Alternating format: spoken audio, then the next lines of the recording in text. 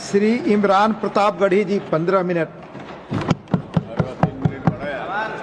धन्यवाद सभापति महोदय। हम ही को कातिल कहेगी दुनिया, हमारा ही कत्लेआम होगा। हम ही कुएं खोदते फिरेंगे, हम ही पे पानी हराम होगा।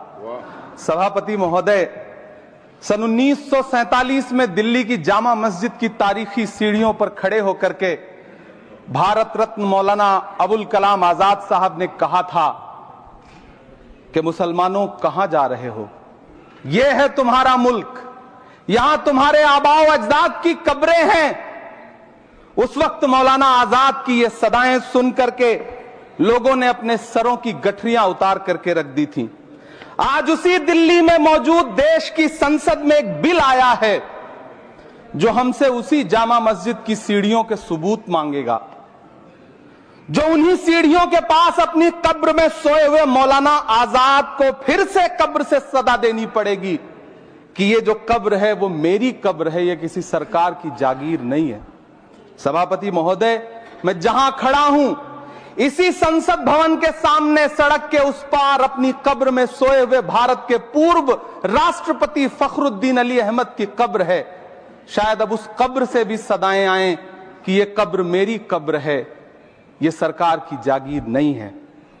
सभापति महोदय, मैं वक्फ कानूनों में किए जा रहे संविधान विरोधी बदलावों के खिलाफ बोलने के लिए खड़ा हुआ हूं। संविधान का आर्टिकल 14 हो, 29 हो, 30 हो, चीख चीख कर कहता है कि देश में सब बराबर के हकदार हैं। आर्टिकल 26 कहता है कि सबको अपने अपने मजहबी कामों के लिए मंदिर, मस्जिद, गिरजाघर, गुरुद्वारों का निर्माण करने का हक है और उसका रखरखाव का भी हक है।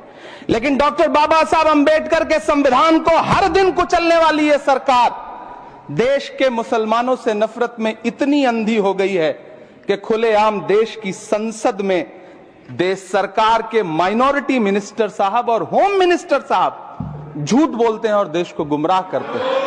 झूठ शब्द असत्य बोलते हैं। सरकार ने इस बिल का नाम उम्मीद रखा है। मंत्री जी कल से इसे देश के मुसलमानों के लिए नई उम्मीद बता रहे हैं। नहीं मंत्री जी, न तो ये बिल मुसलमानों के लिए नई उम्मीद है और न ही उम्मीद की नई किरण। सभापति महोदय, भाजपा ने पूरे देश में वक्फ के नाम पर कई सारे झूठ फैलाए हैं। आइए आज उनकी सच्चाई पर बात करते हैं।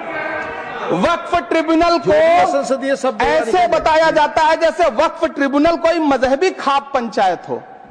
सभापति महोदय, जबकि सच्चाई यह है कि वक्फ ट्रिब्यूनल भी तो सरकारी न्याय